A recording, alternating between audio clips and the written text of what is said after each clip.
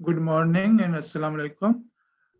This is Kashif Saeed from PSPA. I am Director Policy at Punjab Social Protection Authority. I will be moderating this session on graduation. So the purpose of this session, as you know, is to see what are the best practices or the practices being adopted in Pakistan for poverty alleviation. So we can say that from the inception of Benazir Income Support Program, social protection in Pakistan has taken a big stride, but most of the social protection is in the form of cash transfers.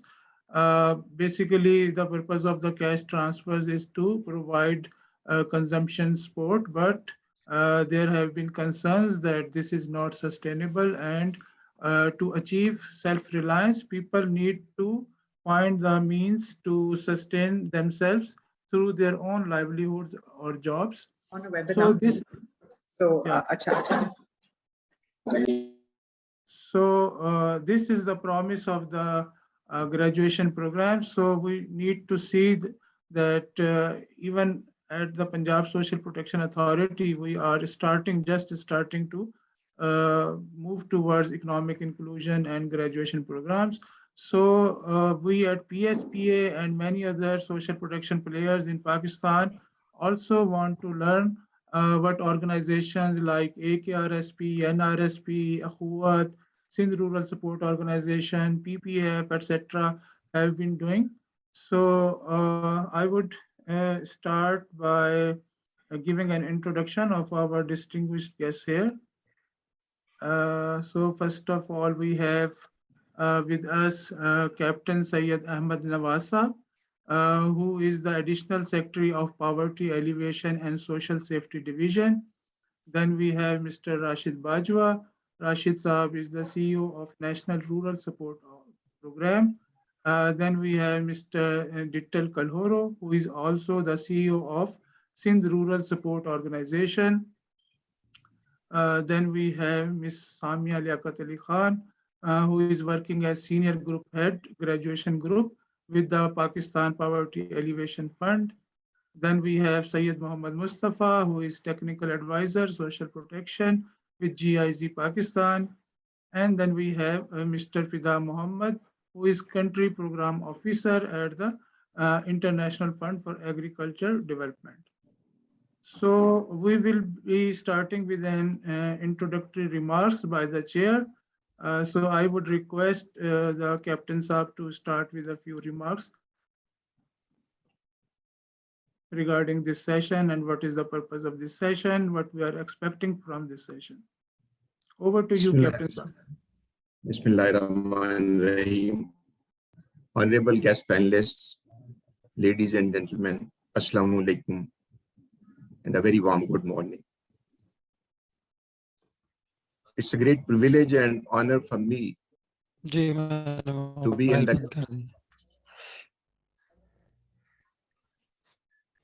the company of academics, professionals, and practitioners of poverty alleviation. Ladies and gentlemen, the mission, objectives, and ultimate and outcome of social protection and poverty alleviation efforts is to get people out of poverty trap, enable them to sustain themselves, especially enable those who can eventually become self-sufficient, self-supporting, and that's called graduation in the terminology of social protection programs. This is consequence of continued upgradation of social protection systems, policies, strategies, and programs. Conventional social assistance used to help the poor to survive the shocks, risks, and catastrophes. But graduation approach supports the poorest of the households to achieve sustained income and move out of extreme poverty. While a SRSO program with BISP as its flagship initiative, Punjab Social Protection Agency and others recently adopt the graduation strategies. Initially, all started up with social assistance programs. Social protection paradigm in Pakistan remains mainly characterized by transfers for the purpose of consumption, sustain the risks and shocks. And Pakistan keeps on following social issuance model, which is designed to protect the poor against temporary risks and income shocks. So it's heavily skewed towards social assistance models, partially because they're easy to design, implement, monitor, evaluate, and finally close. So there's little evidence to date to suggest that the present anti-poverty programs in Pakistan are fulfilling the key objective or the ultimate end objective of social protection, which is poverty alleviation. Social protection in Pakistan, therefore, needs to move towards graduation strategies. This is quite evident as far evidence till date suggests. So evidence from the field and lessons from small private sector graduation programs can support and guide the government in designing its anti-poverty graduation interventions that include strategies, programs, and projects. The seminal work in the field of poverty alleviation was initiated by Aga Khan Rural Support Program, Pakistan Poverty Alleviation Fund, Rural Support, the Rural RSPN, Rural Support Programs Network, and AHUVAT. AHUVAT has the distinction of starting with interest-free loans. And they all have been working for lifting the poor out of poverty since decades and have substantial experience in lifting people out of poverty. This session obviously is an endeavor to learn lessons from experts and practitioners for informed policy choices to reform public sector social protection strategy and programs. Thank you.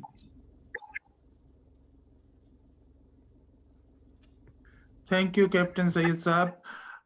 So moving on, I would request Mr. Syed Muhammad Mustafa to please set the context and give some introductory remarks on what is the graduation, why it is important, and what to expect from the discussion here. Over to you, Syed Muhammad Mustafa Saab.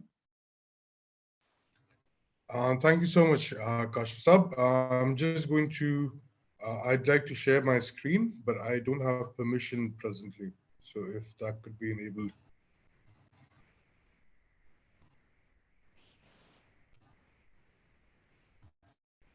Sajid Saab, please see. Otherwise, I'd send a presentation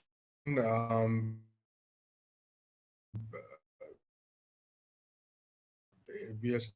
If you can display it, I can also do that. Mustafa Sab, you can share screen from your side. I'm giving you screen share rights, please. Thank you. Mustafa Sab, this is done. You can share screen from your laptop.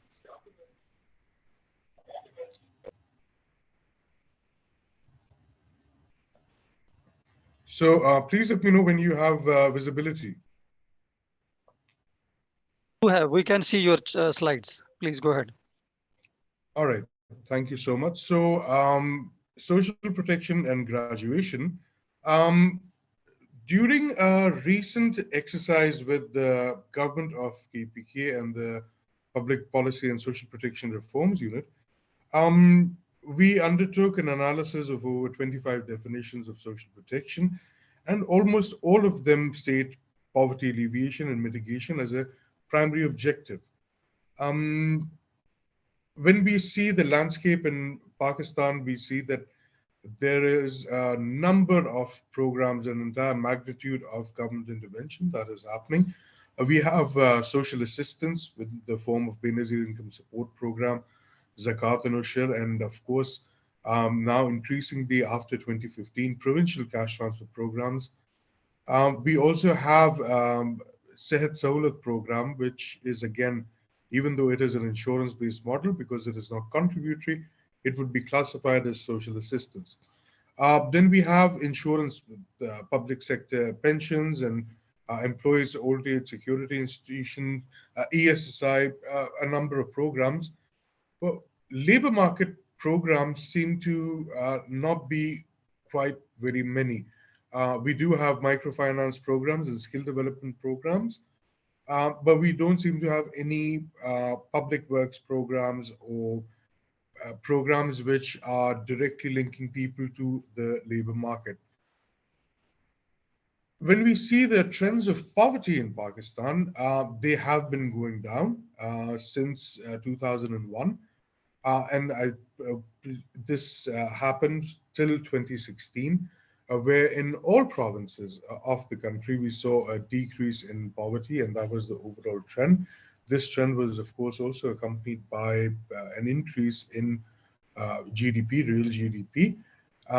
However, then we had the COVID-19 shock, which resulted in a significant number of people losing their jobs. I think on the whole, the government of Pakistan's strategy of micro lockdowns and the SRS cash transfer was appreciated internationally. However, we still see that according to the Pakistan Bureau of Statistics, a sizable number of people, at least in the millions, are still out of the job market. We also know that a significant number of people have reduced their incomes. And social assistance can, of course, help us in coping as an immediate shock.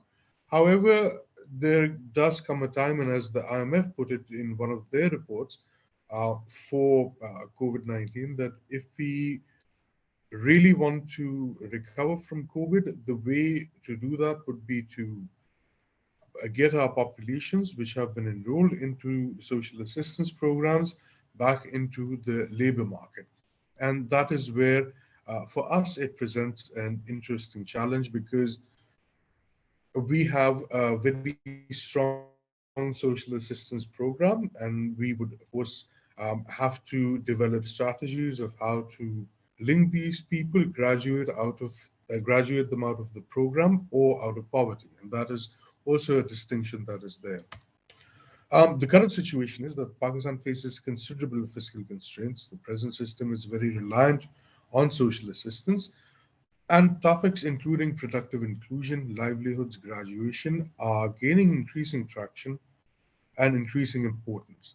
So this session is about how can we actually graduate people out of programs and out of poverty, and what actually works and what doesn't. So thank you so much.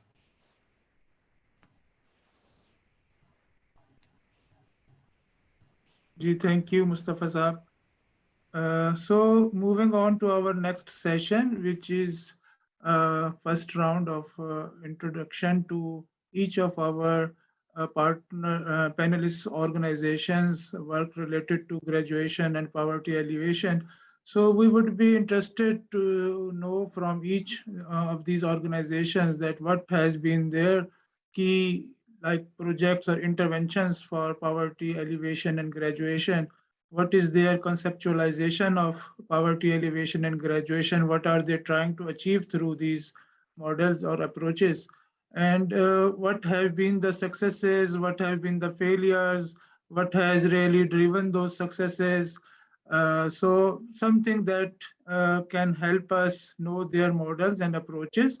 And if we want to copy or adopt their models, what should be the key lessons that we should be like keep in mind that okay, this is what helps us achieve the goals, and these are the challenges that we should keep in mind to handle. So starting with the first of all from Mr. Rashid Bajwa, who is the CEO of National Rural Support Program. So, sir, I would invite you to share your experience and the key lessons learned. Bismillahirrahmanirrahim. Assalamu alaikum, everyone. Thank you very much to have invited me over for a discussion. Let me start by clarifying this myth about the difference between social protection and poverty alleviation. Social protection is a set of policies which reduce vulnerability, diminish people's exposure to risk, and enhance their capacity to protect themselves. But at the same time, if you look at poverty alleviation, it is a set of measures, both economic and humanitarian, that are intended to permanently lift people out of poverty. So this permanence is very important in the context of our country. Now, the question is that how do we measure poverty then if we have to do that? I mean, we know that we have this poverty scorecard, the PSPA, but if you look at the history, you will see that we started measuring poverty since the 1980s when we had the Household Income Expenditure Survey, the HIES, through the Pakistan Bureau of Statistics. And the first thing we did was that they started what we call the Food Energy Index. And they had this 2,350 calorie basket, and people falling below that was considered poor. And it became quite popular. And as was said earlier, that as a result, the measurement, which we call as a result of this Food Energy Index, was the head count ratio. And head count ratio obviously decreased. But that became a problem because then Pakistan was about to go into a middle income country, and we would have lost a lot of donor funding. So then the government looked at it, and then they started in 2013 and 14, I guess, the Planning Commission adopted what they call the cost of basic needs, the CBN methodology. And at that, they estimated that the poverty line for this period was about 3,030 rupees. And so this was another way of measuring poverty. But then in 2016, the government of Pakistan adopted the Global Index of Poverty, which is the multi-dimensional poverty index. Now, multi-dimensional means that it is head count ratio, which means income poverty, plus access to education, health, and living standards. So this is now the basic multi-dimensional poverty index. And as a result, in the MPI, Pakistan, 38.8% people are poor. So I thought that this was very important that we clarify what do we mean by it. The other very important area is that 70% of our population, which is 140 million, is rural. So rural poverty versus urban poverty is very important to disintegrate these into two, because the measurements, the measures which we take for rural poverty perhaps might be different from what we do in the urban poverty. The problem at the moment, what we see post-COVID, is basically the phenomena of urban poverty more than the rural poverty because of the government of Pakistan's support price increase. As a result, pumping in billions of rupees into the rural financial markets. So that has happened. Now, I'm very glad to know from Captain Saab that the promise of graduation program is economic inclusion. And the objectives of social protection at the end of the day is poverty alleviation. But as I said, we need to, distinguish them, both of them. Now, what are the measures which need to be done? First of all, I must also clarify that microcredit is not a panacea. Whether it is interest-free or whether with interest, it doesn't matter. And this was demonstrated by Mr. Duflo. And he got a Nobel Prize last year on economics, and he wrote a book on which he called The Poor Economics. And what they did was that they did a panel data for 15 years, where they looked at it, that microcredit recipients, what do they do with the money which they receive in microcredit? Yes, it smoothens the incomes. It is basically, it is looked by the client as a savings instrument rather than an investment instrument. And what he's saying is, both Duflo and Abhijit Banerjee, the professors at MIT, that what happens is that the money which is given is not used for investment in the business, the micro business. It is used for other purposes, and the business actually provides the installment from which they return the money. So basically, we need to do some additional. I'm not saying that microcredit is not good, it is not effective. We are doing microcredit for the last 30 years. But I just wanted to clarify that it is not a panacea. It does help, but this is not enough. So then what is enough? One is, if you look at the headcount ratio, the income poverty, then we need to do what is being done by IFAD and PPAF, the National Poverty Graduation Program. I'm not going to take away the thunder from the other speakers, both Samia and our friend Fida, when they will talk about it. But the fact of the matter is that you need to do what they are doing in terms of asset creations, and then intangible assets, which means skills training and others. But this is also one part of it. If we do microcredit, asset transfers, skills, and all the inputs which they are doing, this will sort one part of the problem. But the next problem of what I said in the multi-dimensional poverty, the access to services, education, health, these are very important areas which are being ignored at the moment. So unless and until we do that, we will remain at about 38% poverty, irrespective of whether we have COVID or we have a second wave of COVID or not. In addition, we need to look at it that this country is in a spiral of problems, and the problem is because of the balance of payments. And one of the biggest, money guzzler which is happening is that we have started importing food stuffs and agriculture products.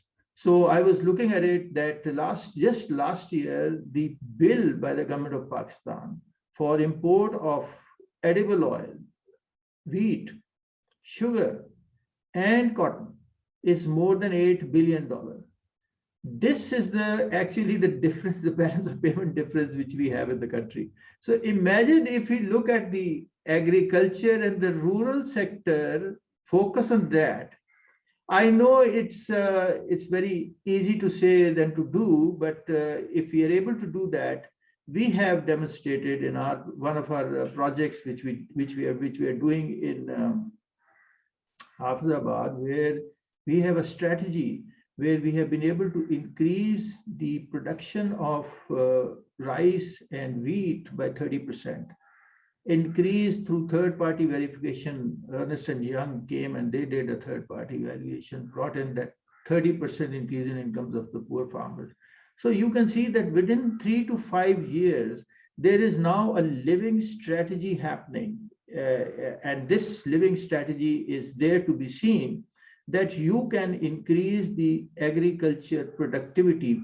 We are almost 50% less than what the Indian Punjab is sowing and getting just across the border. And remember, it's a man-made border. Same people, same water, same everything. And so if they can do that, I think we can do that as well. The government has to look at it. Finally, I think what the ministry, past division, or whoever is interested should take an account of all the activities which are being done, create a group of people who will then document all these new things which are happening, collect them together, and based on that, make a policy. So you need somebody who is a public policy person, or a group of people who are experts in public policy, bring them together, ask them to go and look at all the activities which are being done, take them onto the table, do a series of roundtables, maybe at the level of Planning Commission or at the level of Ministry of Finance and the past division, of course, and then come up with a recipe. In the last 30 years, which I have been associated with myself, I think there is no book, there's no textbook on how to reduce poverty. But to me, I think what we have learned over these 30 years and everybody else who is here on the table, we can collectively come up with clear-cut strategies. And lastly, it is not an investment. I think the money which the government of Pakistan is using through the BISP to support the social protection programs, this is huge. And obviously the taxpayer is paying this money. And it is very important that we bring these people out of poverty. It has been a while now, more than 10 years, that they are getting these scholarships, these doles, as they call it. And we have to come out of it sooner than later. So thank you for giving me this opportunity, but I have given you what can be done in the next steps. Bahut shukriya.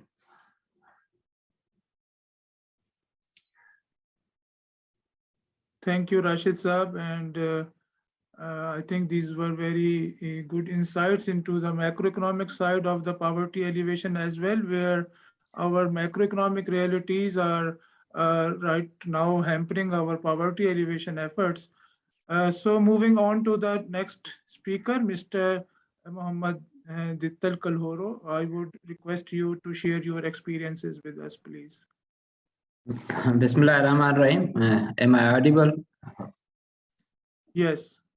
Thank you very much. Assalamu alaikum to everybody.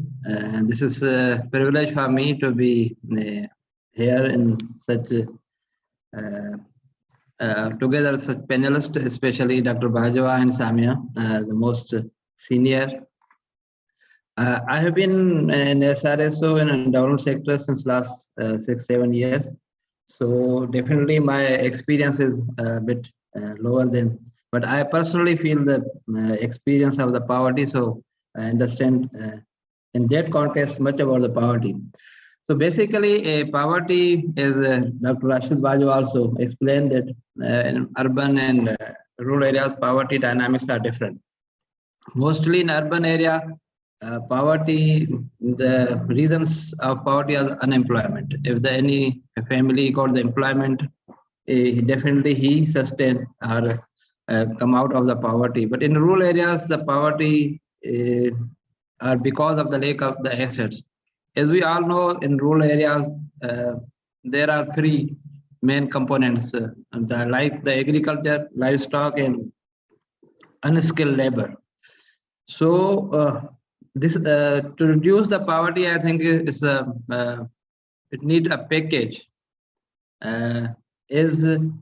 We all understand that poverty, again, Dr. Saab briefed that poverty is a multiple indicators. Like beside income, there should be linked also linked with education, health, and living standards. So we RSPs are working, the social protection are all the developments, NGO sectors and the government are working on the incomes of the people and thinking that after getting the incomes, they will access to the health and education. But we experience since, in particular in Sindh, the super flood in 2009, these are the very huge shocks. What we started, and soon after starting the program, these floods came in, especially in Shikarpur, Kashmir, and Jakamba. So the benefits basically of the micro interest-free loans were eroded in those shocks. Then the rain in 2011 and rain again 2014, covering 4-5 districts, and then the COVID.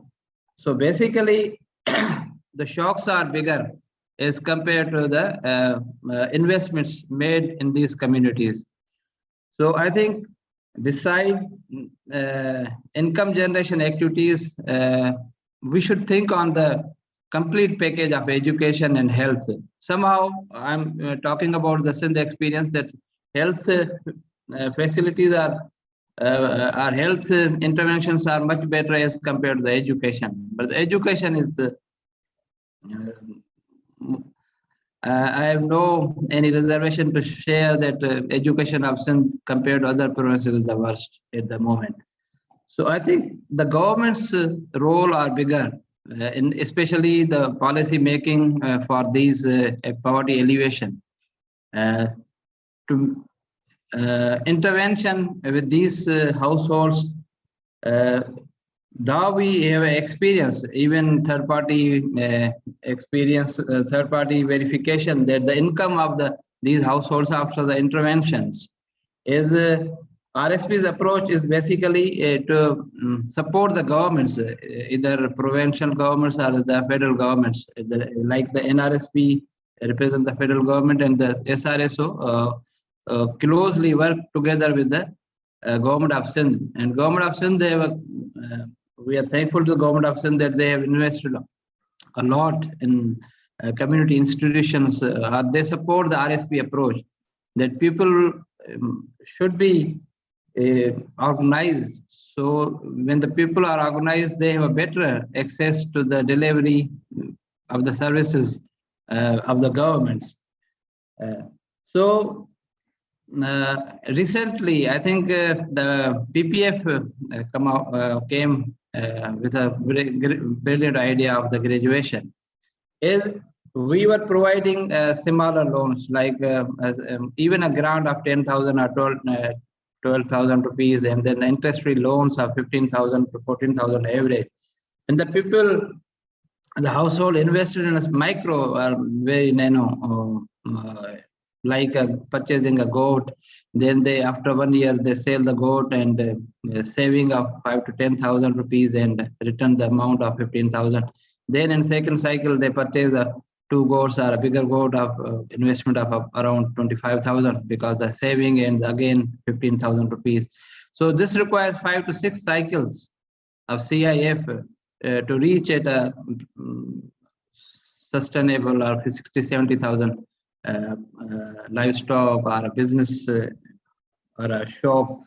So PPF through SRS project, IFAD funding and Government of Pakistan, they are providing a higher amount as a grant. It's not a loan, it's a grant to those beneficiary. And in the first year, we come across through internal monitoring, we see a very good results that in 1 year, almost 80% graduate not outcome out of poverty, but those who have a score of a per poverty scorecard 5 or 6, they go in a second bed, 17 or 16, 18.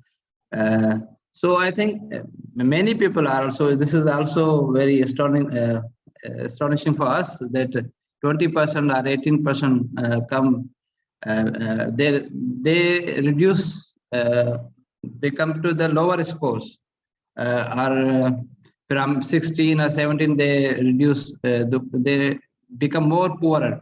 And the reasons are mostly we will analyze the health issues, the law and order situations, and the bad cropping, the loss of the cropping.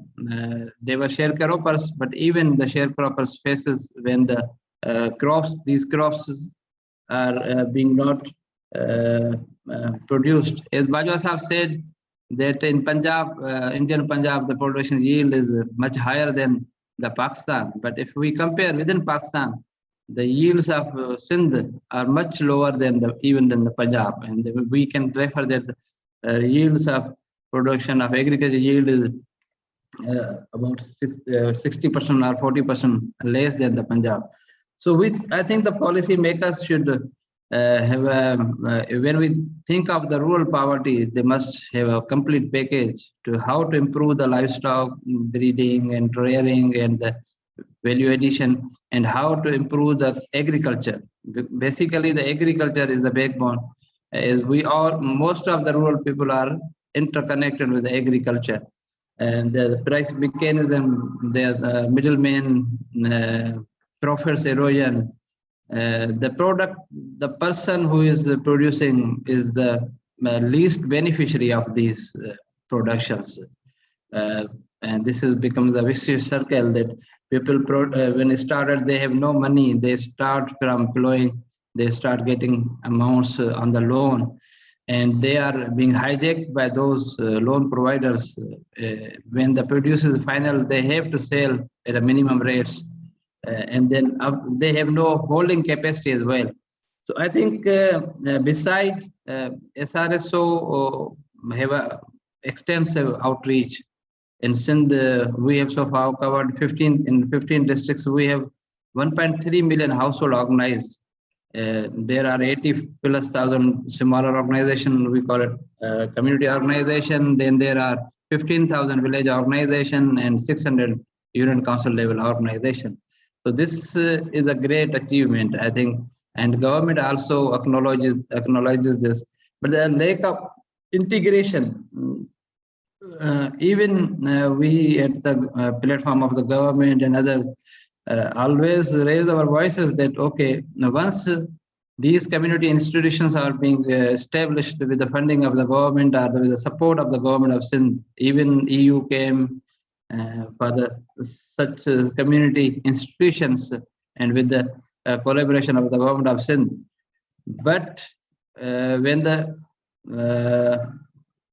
new projects, even many donors started with the support of government, they start again reinventing the wheel, like they are organizing again the same community institutions. So we face challenges of that. In the same village, there are 3-4 CEO of SRSO, CEO of HANS, CEO of SAFCO. So I think these integration, we all practitioner development sectors should sit together and take the advantage of these community institutions, because we, as per RSP, we follow the RSP approach, and this is the basic in RSP. Basic is that have a social pillar. Those organized people have a better access to receive the services from the government, and this really amazing aspect of this approach.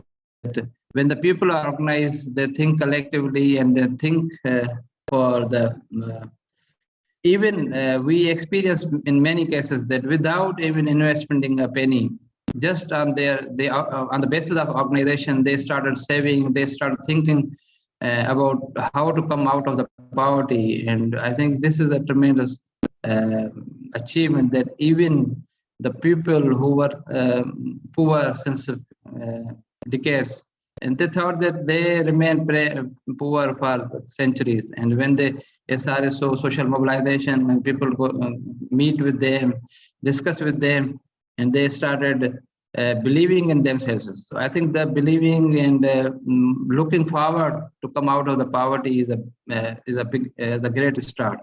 Even in COVID, I think as Bajwa Sahab said that in COVID mostly hit the urban areas, but also those class who are the unskilled labor, that was hit in the rural areas, because we understand and know that the rural household, after the cropping of wheat, they store the grain. So I think grain was not issue, or they grow the vegetables. But those who were the labor class, the transportation linked with the transportation, they were cart, or they were masonry work, they go to the towns, their earning was zero. And earning was zero means they have nothing to eat immediately. So these community institutions, I think the people, the organized people were the first to come out for their help. Even I remember in April 2020, when the first time, initial days of the COVID, even the organization like SRSO, we closed operation for 7 days. And our contacts was also disconnected with the people.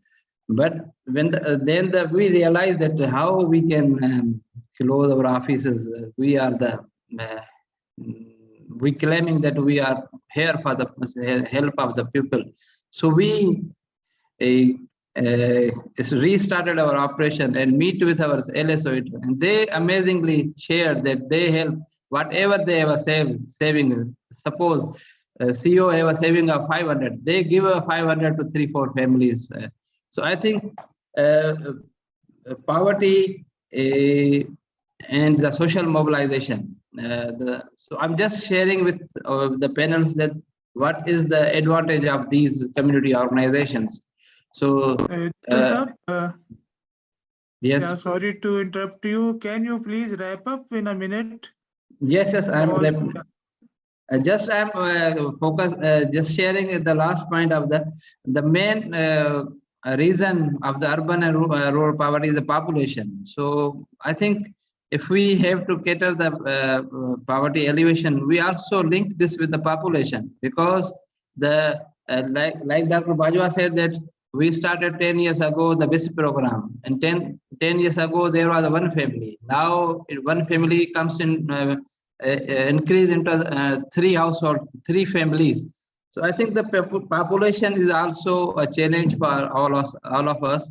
So we have to, as I earlier said, that for poverty elimination, we have to go for a complete package, not only with the income generating activities, but for the education, health, and population. Thank you so much. Thank you, Dittal Saab. So moving closely to Ms. Samia Liaquat Ali Khan, moving quickly to Ms. Samia Liaquat Ali Khan.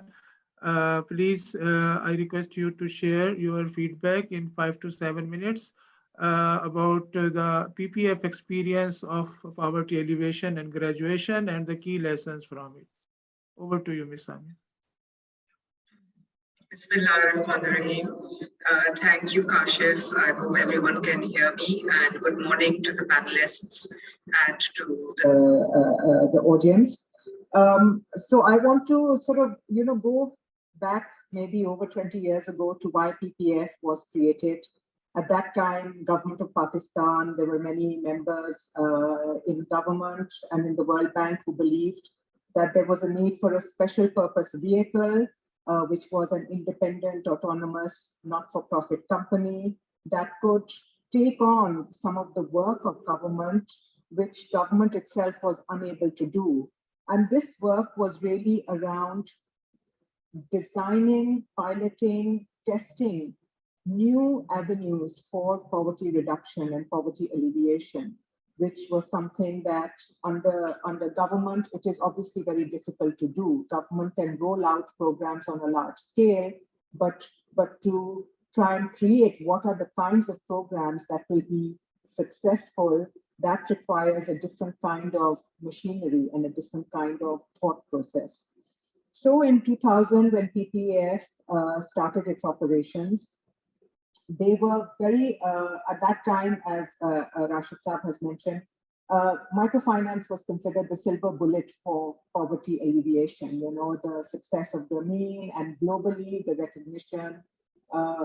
This was what was feeding the idea that maybe we need to develop the microfinance sector in Pakistan, because it was a very tiny one at that stage. And PPAF was provided financing from the World Bank to undertake 2 specific activities that then would be tested to see how well they addressed certain poverty aspects of communities. One was microfinance, and the other one was small-scale community infrastructure. Now, the bank and PPF understood that government infrastructure usually does not devolve down to the village level. And yet, at the village level, there is a need for access to clean drinking water, for support to irrigation systems, for supporting the creation of small dams, link roads that can actually benefit communities. Something that Dittal Saab was saying very importantly, that there needs to be more than income, the effect of income poverty. There needs to be that support provided. Health, not only around health and nutrition, but also around the kind of opportunity, access, mobility of communities to reach the markets, to reach hospitals, to have interaction with the broader mainstream economy of the country. So small-scale infrastructure was part of it.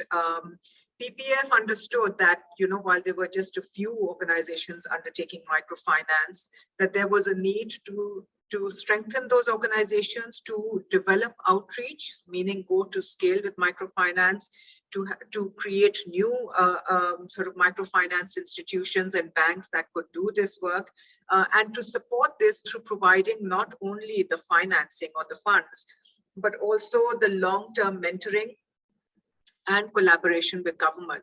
And over the 16 years that PPAF supported the microfinance sector, it actually developed this sector very much with the support of the State Bank, the SECP, and Ministry of Finance. You know, there needed to be a time of deregulation rather than over-regulation, that we needed to look very closely at what was the kind of opportunity. Microfinance, yes, works very well in urban areas, but ensuring outreach to rural areas, to people who have very little access to finance in any shape or form, and especially to the formal financial systems. So breaking those molds, right, breaking those gaps and trying to really reach out to households that were not ultra poor, because one of the learnings of microfinance was, and this is something PPF utilized very well, was that giving loans where there are high interest payments to ultra poor households can be less conducive and could be more destructive to the household's ability to develop itself economically and to move out of poverty. So there was a band of households to which loans were provided ideally. And these were households who were already running small businesses and had the opportunity and ability to repay the loans as they came due. And then there was an interest in also reaching out to districts where, you know, mostly people may not go due to the distances, the hardship of setting up branches over there. So PPF created opportunities and pushed their microfinance partners to really move out into the rural areas to provide finance to women. So really looking at strengthening the access to finance that women have as well, and to supporting the sector, the development of these financial institutions, these microfinance institutions, so that they could develop their governance, they could really support their opportunity to become private sector institutions, strong, robust private sector institutions, and most of them have graduated to that. So it was really looking at supporting these various activities, supporting the microfinance institutions, supporting outreach of loans and currently I think there may be around 9 million borrowers. Initially there were 60,000 borrowers in 2000. So really supporting this development of the microfinance sector in Pakistan, which in 2000 and I think 17 or 18 was rated third best in the world. So, you know, there has to be, I think that there's, for all our microfinance partners, we have Rashid Bajwa Saab here, Dittal Saab, they're all, you know, they undertake microfinance. And this is something that is sort of, you know, I think speaks a lot to what was able to be achieved when these kinds of organizations got together and had a specific model and an idea in mind to develop. I want to move on then to what PPF in itself. PPF was a growing organization, right? So initially, you know, the World Bank funding initially was for microfinance and infrastructure. You know, in 2005, we had the earthquake in Pakistan, and the government came to PPF and said, we need support, and can you undertake reconstruction and rehabilitation in around 17 districts? And we agreed, and we got World Bank funding to do that reconstruction and rehabilitation. And then we had another World Bank project, and in that World Bank project, right, there was this understanding that integration, so looking at a group of sectors is more important than focusing just on one sector. So social mobilization, which was the basis, which is the foundation of reaching out to the village level, you know, the small scale communities. It was so that they can create their own self-help groups. This was very important. This was followed by access to health and education, access to finance, small-scale community infrastructure. So this kind of integrated approach to alleviating poverty was felt to be something that can bring more impact on those communities and those households that we were working with. And then we further, in 2010, this was when, in 2008, in fact, this was when the first time we went into a livelihoods, focus on livelihoods of poor households. And at that time, we had IFAD, who in fact was working with us on some microfinance projects, you know, PRISM and MIOP. And IFAD agreed and gave us $1 million to participate in this global study on graduation. So it was, Pakistan was one of the 7 countries that participated in the study. There was, you know, and the study was led by Ms. Esther Duflo and Abhijit Banerjee. Dean Carlin was the researcher that was responsible for the Pakistan study. We looked at a pilot in rural Sindh, so 2 districts of Sindh, where we worked with ultra poor households. At that time, there was no NSER. There was no objectively verifiable data available for us to understand who are the poorest households. So we used the participatory wealth ranking approach in those communities. We identified the poorest households and they were given assets. And these researchers followed these households over a period of around 4 years. So there was a baseline, a midline, and an endline survey. And when we received the results of the midline in 2011, you know, they showed very positive increases in income and consumption and wealth for those households that had received the assets in comparison to households of a similar nature who had not received those assets. And this helped PPAF design its livelihoods program under its 3rd World Bank project. So there was an $80 million livelihoods $80 million livelihoods project, and we decided that a large part of this should go into expanding the asset transfer program across the country. And so we were in around, I think in around 45 districts, 270 union councils, where we expanded this program. At that time, the World Bank also agreed with us that we do need an objectively verifiable way of assessing who our poorest households are, as well as tracking them to understand what is their movement out of poverty. So they designed this poverty scorecard for us. And then later government was interested in taking this poverty scorecard to scale. So they used it to set up their database, NSER, which also then has become the basis for BISP and the creation of BISP. What I want to talk a little bit now about is graduation, right? So all our learnings. So when we started this new National Poverty Graduation Program with IFAD in 2017, we were developing the design of this program.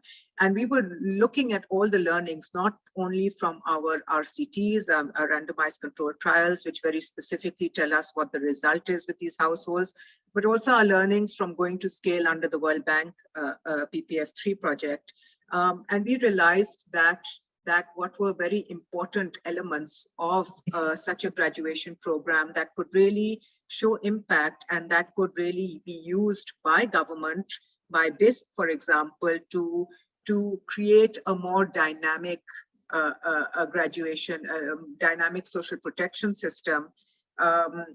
You know, we identified ways of how we needed to develop interventions and test them out. And I just want to say here something that one of the issues which I think Rashid Bajwa Saab also raised was around how we can, you know, the need for graduation, which is sort of a dynamic situation. So households that have been identified as being poor 10 years ago, followed by, you know, facing floods or, you know, the pandemic or other kinds of disasters, households go up and down. There is a lot of elasticity of poverty in Pakistan, as one of our researchers, Ghazala Mansouri, once told me.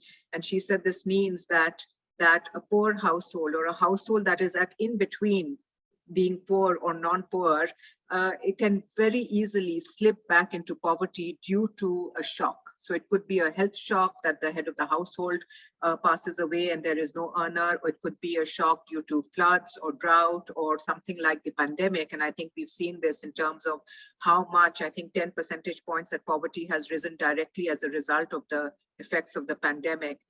So this income elasticity of poverty that we are looking at means that we have to create opportunities for households to have very stable or more stable income sources, and to have to be able to create assets and economic opportunities for themselves, so that when they are faced with crises, they do not automatically slide back down the ladder.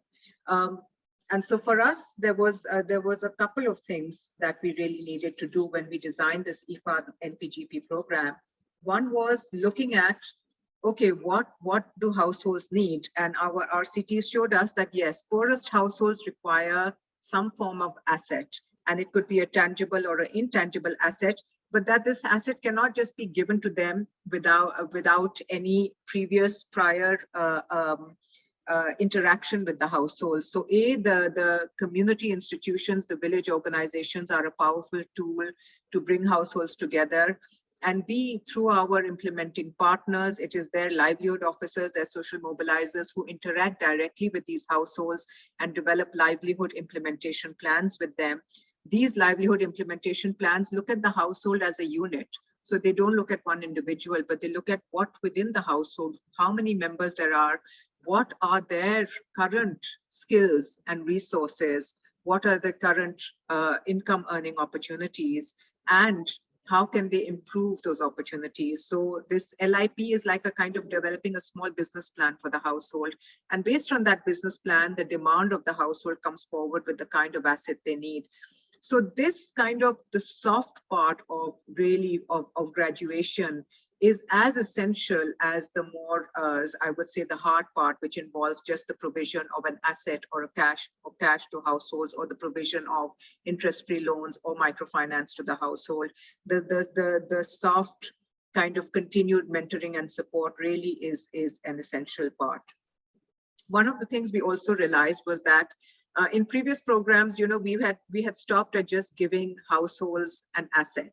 And in this program, I think we were very clear that it might not be enough. So households do improve, their poverty scores do improve, they go up to the next band. So if we have sort of 3 poverty bands, 0 to 11, 12 to 18, 19 to 23, there is around 50% of households that will move up to the next band or to another band, a further band. But there are always going to be a few certain smaller set of households that may not be graduating. And we realize that for the households even that are moving up, maybe that movement is not enough. They really need to be strengthened so that they don't easily fall back down into poverty. And for this, we really are now looking at how do we develop business models, small or large cooperatives, or joint businesses, where people are looking not just at the fact that, if we bring in if we can get livestock, that'll improve our lives, our nutrition will improve, we can sell the milk, and we can do a little bit better, and then the livestock it increases, so then we can sell some, we can create some more income for ourselves. That is there, and that is happening. But we are also looking more strategically at the longer term goals of the country, and we see the youth bulge, and we realize that we don't want our next generation of youth to also be just reliant on livestock. So we really need to open up opportunities for our youth and for our communities to engage with the mainstream, to look at what are the kind of value chains, what are the productive economic opportunities available in their areas. And we come in and try and support them to access these opportunities, and we bring in the business skills, we bring in the other kind of technical expertise, we help them register and set themselves up as businesses, we lobby with government and request government to ease, the ease of doing business, I think, is one of the biggest negators for micro and small medium enterprises in this country. We really don't give them the opportunities to develop themselves. In fact, we over-regulate and over-require a lot of formal, documents and registrations, et cetera, et cetera. So part of the, the work that we do, we require government to come in and support at the broader, at the strategic level, at the macro level, to engage with us and to create those avenues for poor households to be able to develop their businesses, to be able to expand into markets, and to be able to really move up on that poverty score, so that they are strong enough, they've got enough assets, they've got enough cash, they've got access to finance, so access to financial services such as interest-free loans. We provide an interest-free loan program as well for our ultra-poor households, and we hope that after 2 or 3 cycles of the interest-free loan, that they can then be graduated to take on conventional microfinance, conventional loans, if they so require for their businesses. So really trying to bring together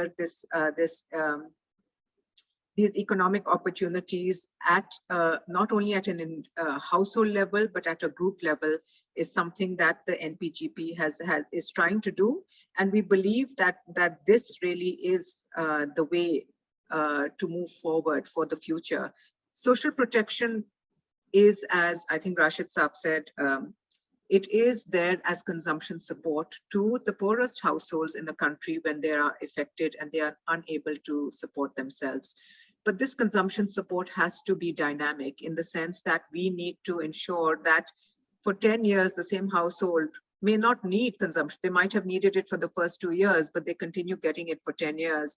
So looking at the registry, looking at the BISP registry, and understanding that all of these programs that we are doing from the development sector,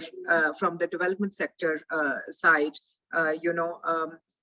they are contributing to the government's knowledge and understanding of how to address poverty, and this contribution needs to be taken and maybe adopted in certain ways where there is a direct, for example, a direct connection. So, for example, as Dittal Saab said, that they realize that 80% of their households are graduating up that poverty score. So maybe they've graduated over what is the BISP limit. BISP needs to be able to take the data that we can provide, validate it through some process, and then keep updating their system on a regular basis. This kind of having a dynamic system is more cost effective in the longer term, and also has much more impact on really then being able to regularly identify who are the people in your country who need consumption support.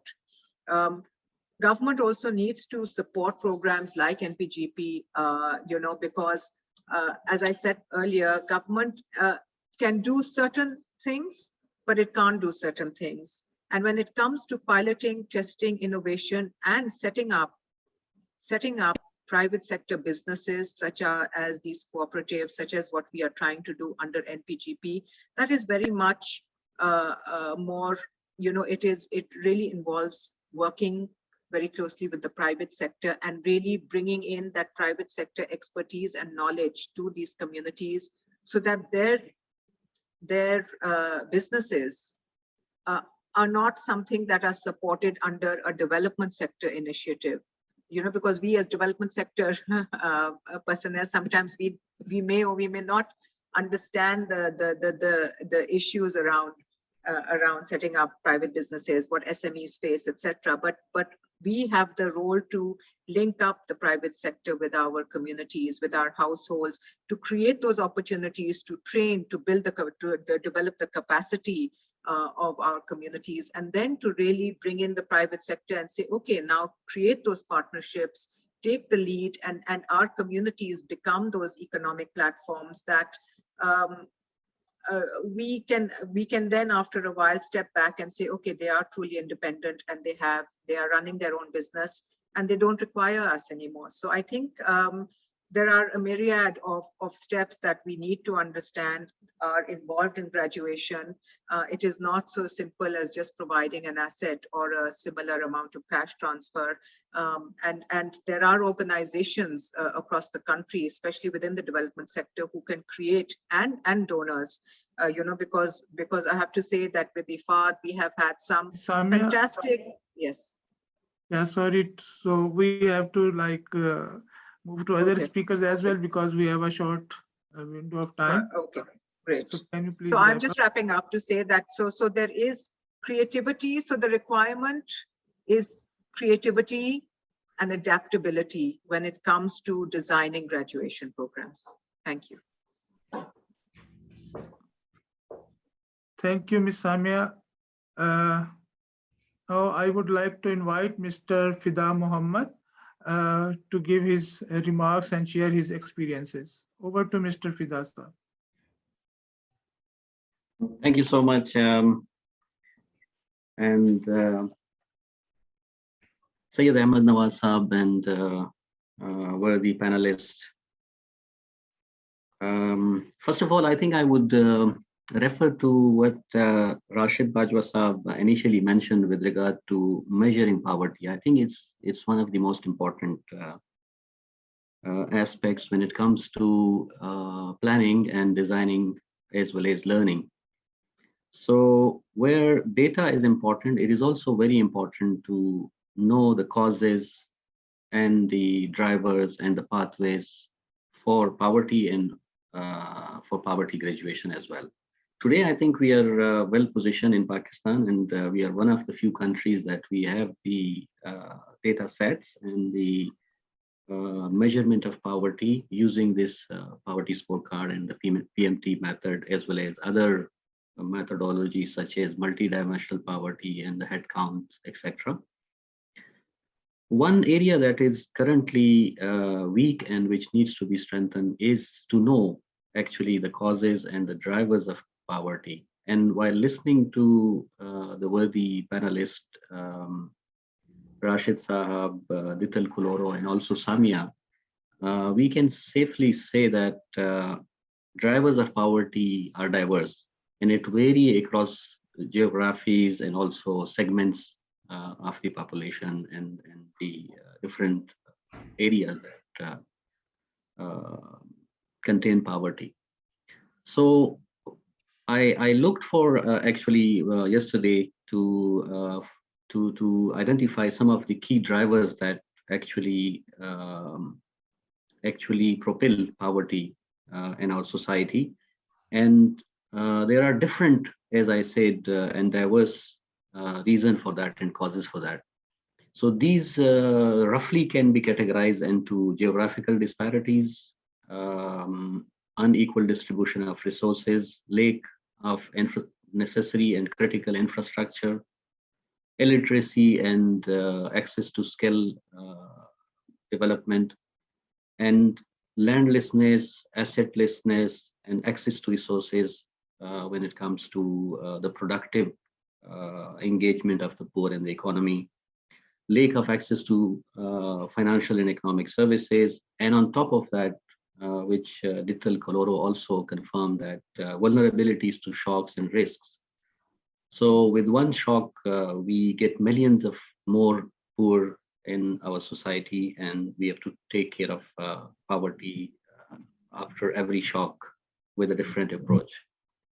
So this is one of the important area that needs to be strengthened with regard to having research and action research regarding identification of the causes, the pathways and drivers of poverty and poverty graduation.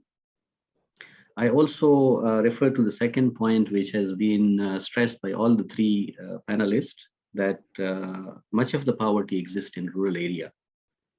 And poor, especially the rural poor, are not functionally part of the market system and not part of the financial market as well. This brings us to two challenges. One, with regard to the continuity and sustainability of their incomes. And the second is the ability of the government to reach to the poor.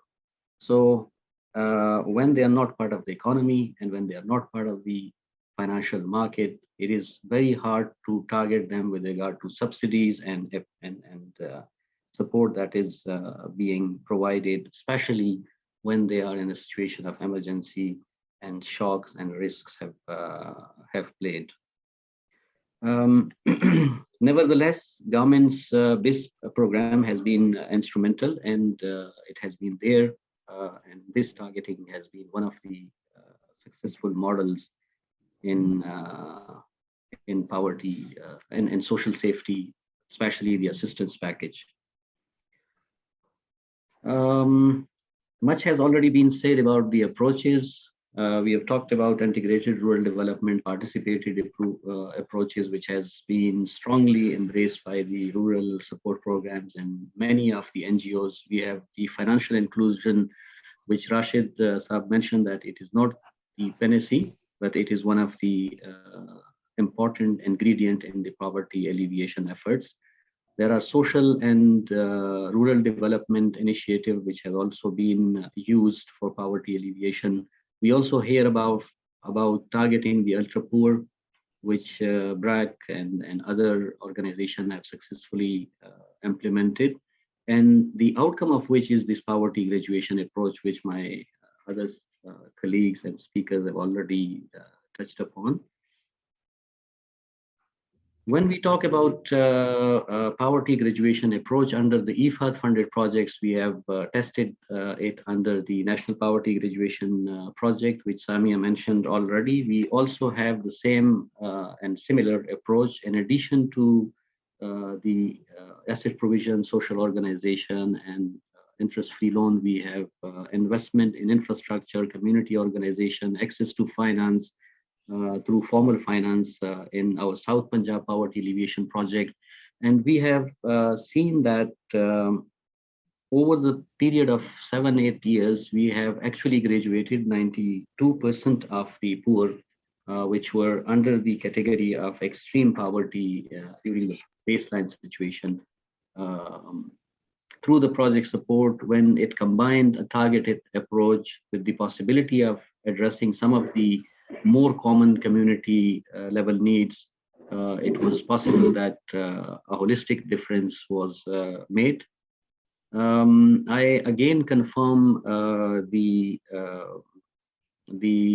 statement towards which the other participant alluded, that engagement with the community organization is very critical when we are talking about tackling the targeting but also efficiency in implementation. So one of the key features that we have under the IFAD funded projects is the community driven and community led approaches, where the community organization are basically put in charge of the implementation, right from the identification of the beneficiaries to the provision of support, capacity building, and close out of the activity. So in terms of having like a more holistic approach, which Mr. Kalhoro has referred to with regard to community organization, village organization, and this LSO 3-tier approach, we are strongly pushing for a more representative community organization, which will have the benefit of engagement by many different organizations, whether it's the RSPs, whether it's a government or any other development partner organization. So I think moving forward, we have to focus more on developing and establishing village organization as a true representation. Another relevant and related aspect is the inclusion of the poor in the process of social mobilization and community organization. Today, many of the poor are not part of the community organization, social mobilization efforts. So another area that needs to be improved is the inclusion of the extreme and chronically poor into the social organizations, so that they are socially included and they are part of the development efforts that is undertaken in their locations. And this will certainly benefit and will have dividend for the poverty graduation approach. Another project that we have is the Economic Transformation Initiative. And why I'm mentioning it is because we have a slightly different approach for poverty alleviation and food security under this project, where we have bigger investment in rural infrastructure, for example, irrigation and land development, as well as farm to market roads, which is combined with investment in farmer organization, bringing together smallholder farmers and investing in their business plans, linking them to the market. And this project has proved that income can be sustainably enhanced, as well as market share can be sustainably secured through organized approach, where the community or where the farmer organization undertake farming, value addition, and also marketing. So this is another area that we are learning, that engaging and bringing together the farmers as a group has the potential to integrate poor into the market economy. What evidence we bring on the table is Rashid Bajwa Sahab mentioned that microfinance may not be a panacea, but and we at IFAD think that it is one of the integral part of the graduation approach. And evidence show that financial inclusion has a multiplier effect. So for one, it provides the asset acquisition capability to the poor, but also the working capital to instill growth and diversification of the livelihood. So this is a very important role for the access to finance in terms of growth potential and also diversification potential. Focus on financial inclusion has to be maintained, and barriers therein needs to be addressed. For example, affordability, accessibility. Today, I think we have a bigger challenge when it comes to the rural areas with regard to penetration of the financial services, as well as the outreach and the continuity of the quality services to the rural borrowers. So when it comes to the rural poverty, I think financial inclusion is going to play a significant role in combination with other efforts. So just financial inclusion may not work, as Rashid Bajwa Sahab mentioned, but it is one of the important package of the package. The other important point, yes. Sorry, the usual request. Can you wrap up in a minute or two, please? Yes, sure. So the other important element, I think the other panelist also alluded to, is the integration of the poor into the market economy. Unless and until the poor are sustainably part of the market economy, the sustained income stream would not be ensured, and we would have the need for assistance program. So in the initial slides, we saw that there's a market-based approach, and we certainly see the possibility for poverty graduation to rely on the market-based approach more and more. And this will require engaging with the private sector for poverty alleviation objective. The private sector actually holds the potential to generate investment, and more importantly in the rural areas, and also it creates the employment that is needed for the poor. Linked to this, I think it has already been stressed that skill development, especially for youth and women, is very important, so that they are market ready, and once the opportunities are created in the private sector, they are ready to embrace the opportunities, and poor are integrated. Finally, we have to position poor people at the center of the development agenda.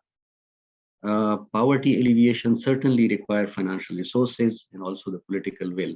We today see this will, but we see that financial resources is a constraint. It is very important that we identify the approaches, but more important is that what the poor people need. The poor people actually need access to inputs in markets, access to financial services, access to technology and information, increased resilience to climate, economic, and health shocks. When poverty is multidimensional, we also need a multi-dimensional poverty graduation strategy, which include all the ingredients and elements that today our research and our action research inform us. It should have all the elements within the package. Thank you, and over to you. Thank you, Fida Sahab. So we have had a very good discussion around the topics of graduation and poverty alleviation. I would now like to invite questions if any of our attendees or any of our panelists even have some questions to ask. Mustafa Saab, you were asking one question. Thank you. So I just thank you so much for the discussion, and I certainly ended up learning quite a bit. And I was it was very interesting to see poor economics, Esther Duflo and Ahmed Banerjee mentioned repeatedly, and I think the work that they've done is phenomenal.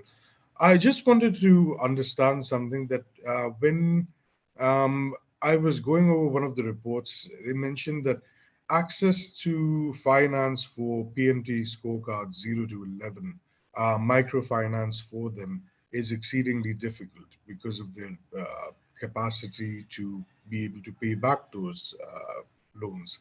So, what would work best for them other than, of course, an enabling environment? And so, if we can have some class.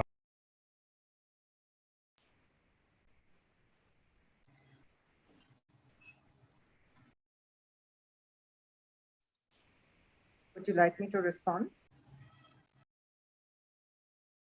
Yes, please. G, absolutely.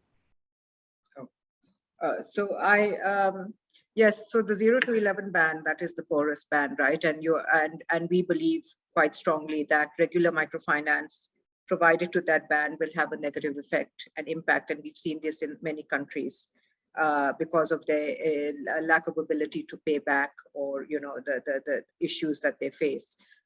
So in 2014, PPAF and government of Pakistan approached PPAF to say that they wanted to take forward an interest-free loan program called the, you know, Bilasuud Qarz scheme. And in 2021, in fact, in June, we got another tranche from the current government to expand this program. And we think that the interest-free loan, along with an asset, can be, as Fida Saab has said, can be really that trigger that supports these households to jump and to really create better incomes and better economic activities for themselves, and to diversify their capabilities in terms of what kind of economically productive activities they're engaged in. And we see the success of this, and this is where we wanted to now expand it to take it to scale.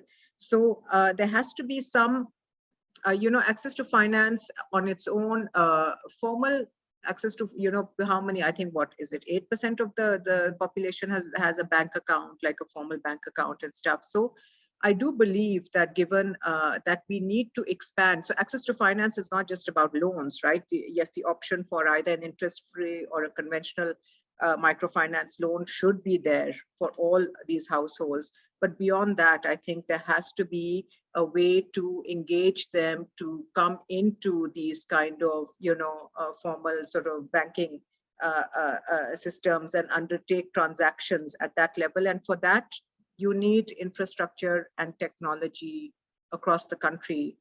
You know, we had a panel discussion, we had a launch of our report on the macroeconomy impact on our households, and some of the panelists from a diverse range of startups and new kinds of businesses that they were creating employment across the country.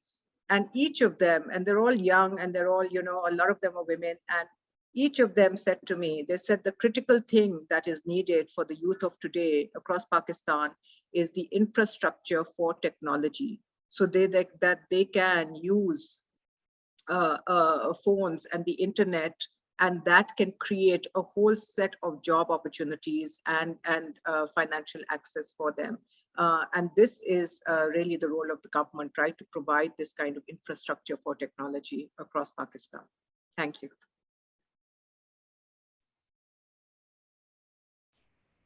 Thank you. So I just a follow-on thing, and I'm really sorry to the moderators and the panelists, but ROSCAs have been shown to really increase the ability of communities to pool money together and get that financial access to financial access, which otherwise we can only get through the formal banking channels. Is there any evidence from Pakistan where ROSCAs have been formalized and they've been put to use by that particular PMT threshold? I'm not sure what you mean by ROSCAs, but let me talk to you a bit about, yes, there has been, So there ROSCA are is the many, I committee, think, right? sorry? So ROSCA is the committee that we have, like everybody pools in 5,000 rupees or 2,000 rupees. And at the end of the time, somebody gets, everybody has a turn at which they get the money. So it's a standard committee which we have in Pakistan. So I yes, think I understand to what you're saying. I understand the committee thing. And I mean, it's open to Dittal Saab or Rashid Saab to also respond to this.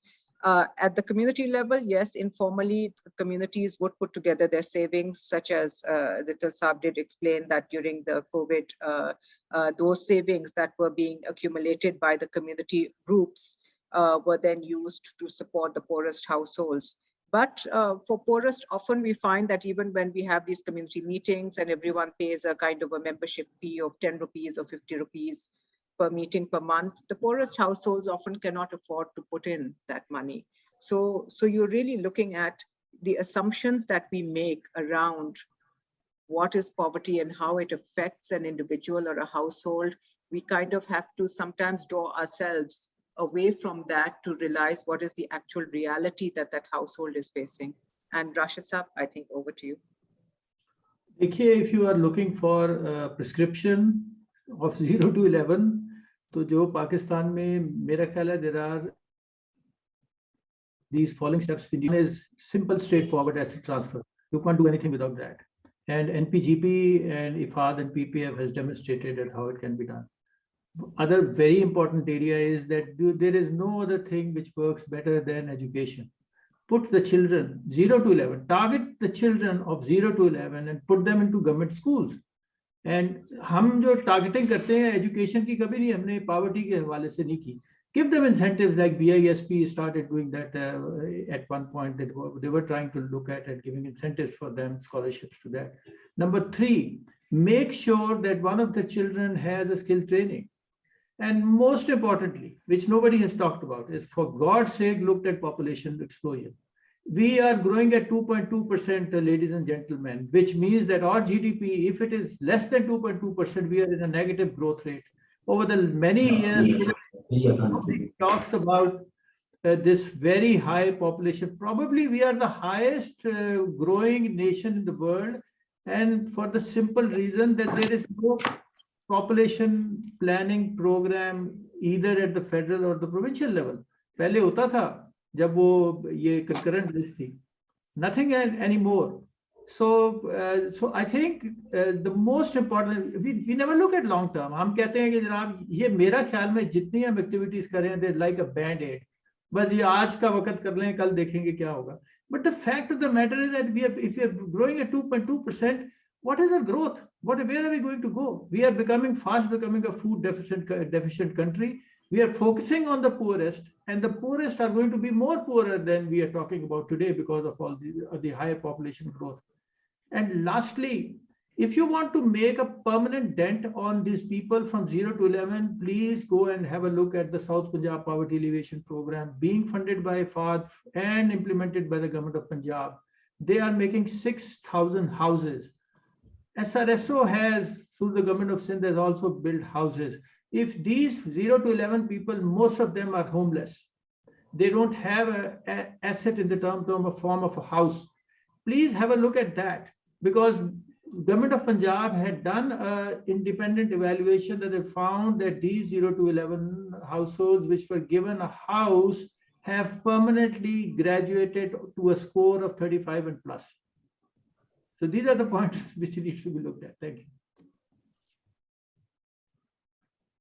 Thank you, Bajwa sir. So we will be moving to the way forward, where I request our participants to just share 1 or 2 bullets, like what is the key action to be taken to make graduation take the next step, like be it integration with the government programs, or be it about scaling these interventions or making these interventions more effective, just one key bullet point. So starting with Mr. Bajwa sir. Sir एक हमारे मुल्क में सबसे बड़ी मुश्किल ये है कि we have got all sorts of technical people, economist, this that the other, लेकिन कभी किसी ने पब्लिक पॉलिसी एक्सपर्ट की बात ही नहीं की। दुनिया में सबसे हाईएस्ट रेटेड प्रोग्राम जो है ना वो पब्लिक पॉलिसी के होते हैं। हार्वर्ड यूनिवर्सिटी ने कैनेडी स्कूल बनाया हुआ है जहां वो पब्लिक पॉलिसी पढ़ाते हैं, इसी तरह बर्कले का है, इसी तरह बाकी सारी आईवी लीग्स का। एक group of public policy experts इकट्ठा किया जाए, उनका सिर्फ एक काम हो, वो जितने सक्सेसफुल प्रोग्राम्स हैं उन सबको जाके विजिट करे, उनको असेस करे, और जाके probably I think the focal point should be the Ministry of Poverty. Captain साहब ये जिम्मेवारी शायद आपके कंधों पे आए, लेकिन अगर आप इन सबको इकट्ठा करके इनको पब्लिक पॉलिसी एक्सपर्ट्स को कहें कि हमें आप एक क्लियर कट मेन्यू बताएं based on the successful little activities which are happening across the country, whether it is NPGP, whether it is the South Punjab Poverty Alleviation Program, the SRSO, PPRP and others. Pull out the real best practices and then develop a comprehensive program, which also is a long-term program. It should not be a short-term program. And the centerpiece should be population growth in it. Thank you. Thank you. Ms. Samia, one key bullet point from you.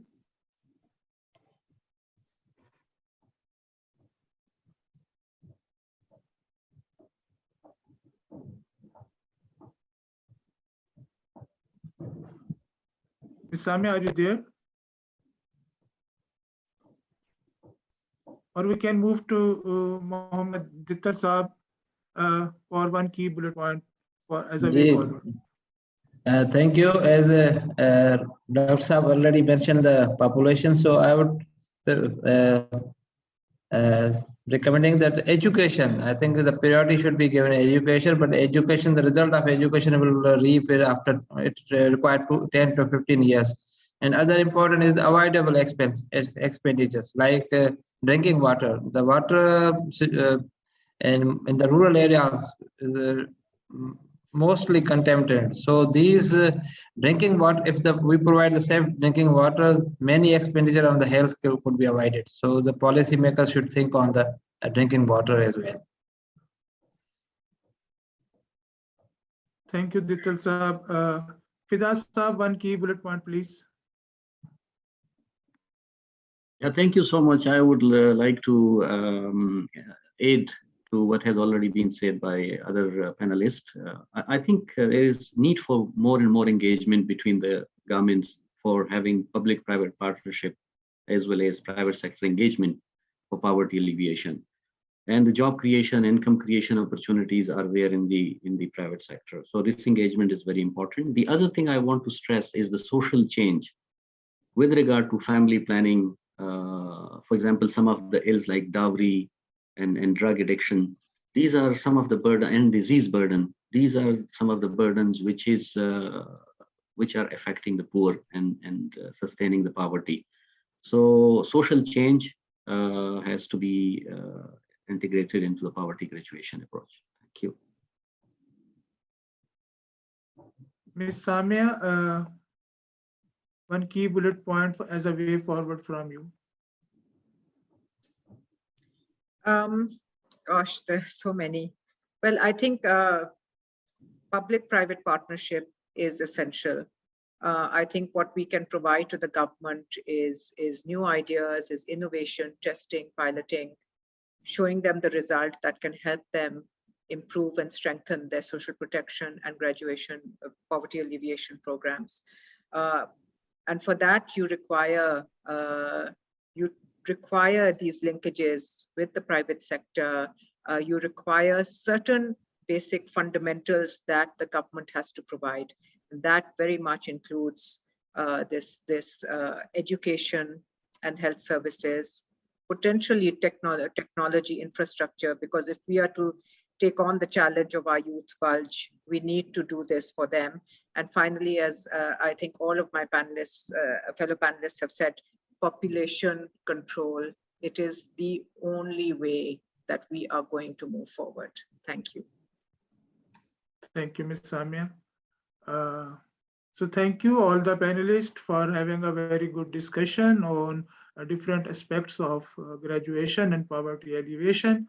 Very important factors were highlighted, and we have noted the key takeaways. And I think that these points will help us design our own graduation programs in a better way. So concluding this session, I would invite the chair, Captain Syed Ahmed Nawaz Sahab, to share his concluding remarks. Sir, please. If I'm allowed to share my takeaways from all the honorable guest panelists, then I would start from Syed Mustafa Sahab. He said that unconditional cash transfer programs and smart lockdowns are globally appreciated in Pakistan's efforts to deal with pandemic. And he emphasized the need for productive inclusion, livelihoods, and graduation, and appreciated that these concepts are gaining momentum and acceptance in Pakistan. Then Mr. Rashid Bajwa talked about multidimensional poverty indicators and informed that above 38% of population of Pakistan is below poverty line. He dealt with the idea of microcredit and its efficacy and highlighted the microcredit for consumption and investment. That's essentially equity gains versus efficiency loss. And finally, he concluded that the takeaway for me from the discourse of Mr. Bajwa is that skill development and asset creation are the most important factors in our fight against poverty. Mr. Kalhoro informed the House that their interest-free microcredit loans, microcredit after floods in Sindh and COVID pandemic, helped the extreme poor to deal with the situation, with their situation in Sindh. And he emphasized the need that we need to graduate from our efforts for income generation to complete package for health, education, and population management. Dr. Samia Liaquat Khan emphasized upon leveraging the power of collaboration among international development partners, government, NGOs, and communities for income generation and finally graduation. Mr. Fida Muhammad Khan discussed the drivers of poverty prevalent in Pakistan. He talked about systemic and non-systematic drivers like geography, unequal distribution, deficient infrastructure, and finally access to resources.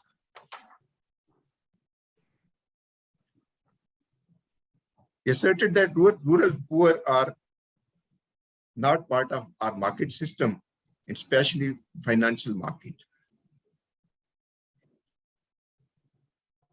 And he advised to position the poor at the center of our development agenda and highlighted the need for a multidimensional poverty graduation strategy.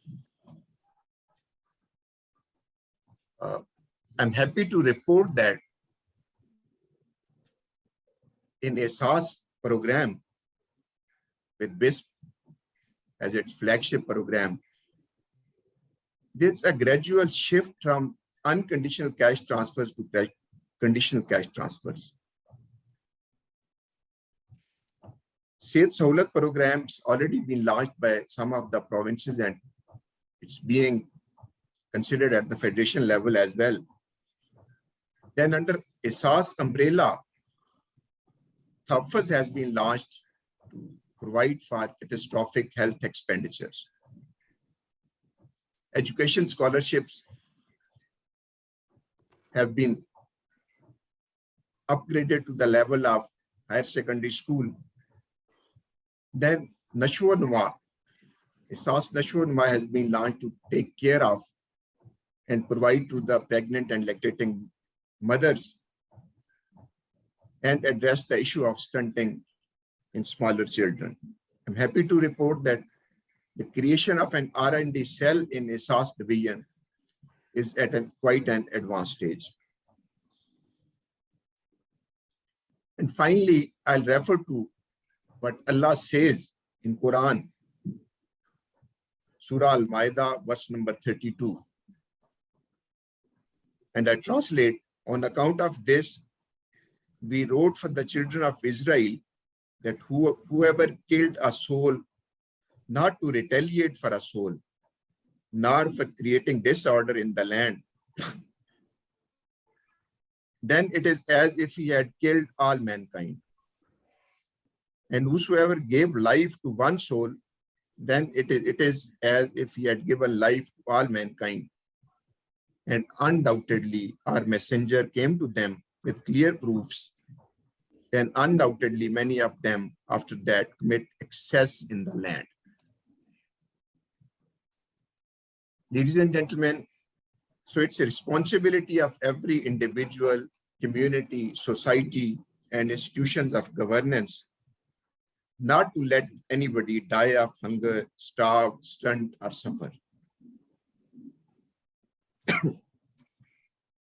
Flip the coin. If we do, all are guilty, and if anyone take care of hungry and poor, all stand absorbed. I'm relying upon the famous Chinese proverb and say that social assistance programs provide fish for consumption. Here, fish is a metaphor. But graduation programs teach the poor how to fish, provide fishing gear, and working capital to sustain. In social protection endeavors, philanthropy and altruism work at their best. And whosoever get involved in it reaps the best for this world and hereafter.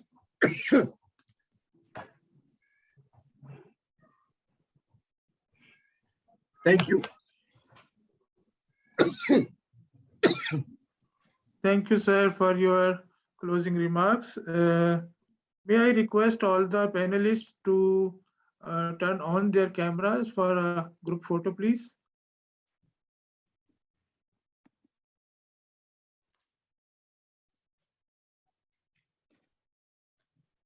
And a smile also? Yeah, that's optional. Your cam. So,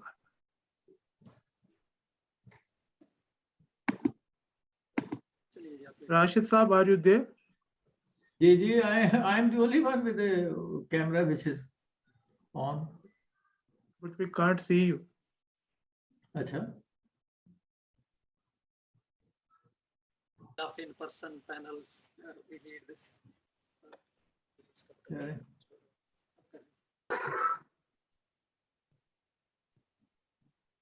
Dittal साहब आप नजर आ रहे हैं मुझे? Sir आप नहीं आ रहे हैं, बाकी सब आ रहे हैं। सब आप नहीं आ रहे। चले बाहर। I'm sorry we are taking time. चलिए इसको साइड पर जाता हूँ। आपने कर लिया ना? आप ही तो कर ले, मैं आ रहा था। प्रिंट स्क्रीन लिखा होगा। चलिए इसको लेकर। Sir, thank you so very much. We have printed the screen. Thank you so much for your excellent discussion. Thank you. Thank you so much. Thank you, everyone. Yes. Thank you. Good Hafiz. Good Hafiz. Thank you. Thank you.